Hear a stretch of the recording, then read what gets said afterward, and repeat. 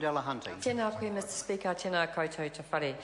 Unfortunately for Aotearoa New Zealand, the government and this bill that we're addressing today cannot say the P word.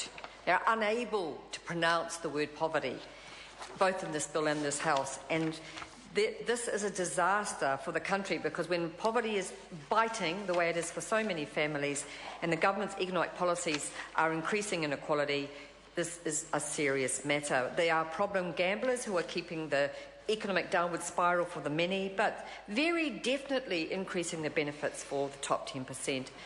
Unlike the government, in this bill, the Greens can deliver a fairer society where every child has enough to thrive. We are committed to addressing growing inequality with fresh ideas, which will make a difference to more than 260,000 children who are living in poverty and their families' whānau and ainga. Firstly, we will help families with young children in early childhood by extending the 20-hour subsidy to 2-year-olds, closing the gap in support which has cost families dear.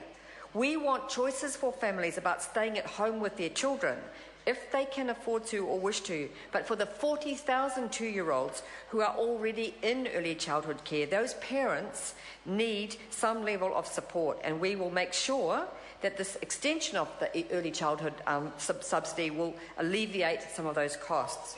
Last week, the Minister denied that quality in early childhood was an issue. The only thing that mattered was participation.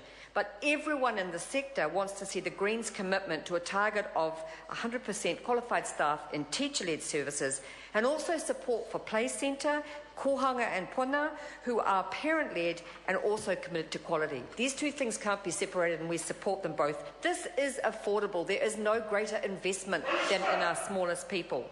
We've also announced the extension to the free doctor's visits to the age of 18, because our rangatahi need specific medical support and they need the barriers removed for them to go to the doctor. And so that cost barrier would make a big difference to them. We need to invest in our young people, make sure that they're healthy and thriving, so that in the end the costs are reduced to our overall economy. That is what a decent society does. It actually makes sure that its young people up to the age of 18 can get to the doctor. We really believe that our program for reducing poverty, which is titled Kids at the Heart, the School Hubs program, is a very valuable one. And I've been travelling now from the last few months from Invercargill to Whangarei, and everywhere in the low decile schools, talking to the hardworking champions in those schools, the teachers and principals. They have welcomed the idea of the community hubs. They welcome the idea of a coordinator who's paid to engage the community. They welcome the school nurse, the free lunch, the Oscar and after-school care being free for those 1 to 4 decile schools who want it. They welcome it because they are sick of being social workers. They want to be teachers. Teachers can teach if they do not have to deal with the poverty, hunger and transience which is afflicting our communities because of the economic state of inequality.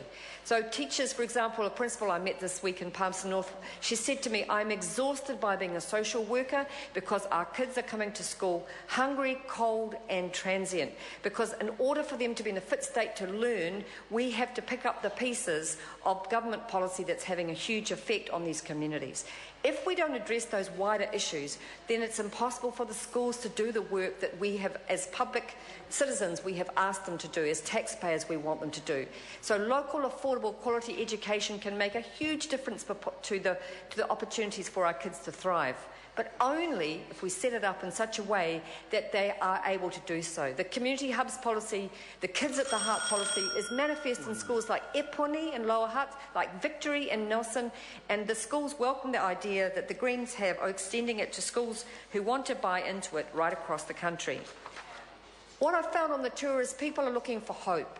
They're looking for hope that they can actually earn a decent wage, that they can actually see their school as being local and affordable. They're looking for hope right across this country, and they're not hearing it by the constant rhetoric from the government that everything is okay, that it's a self-congratulatory environment where everyone is doing well, when you only have to walk through those neighbourhoods, you only have to talk to those schools to see that everyone is not doing well. That some children have been to 10 different schools by the age of 10, not because their parents are useless, but because of inequality and the lack of stable jobs and housing. We will change that. All children can thrive under our watch. Kia ora tātou katoa. I call David Bennett. Thank you, Mr Speaker. with approximately 6 weeks to go to the election,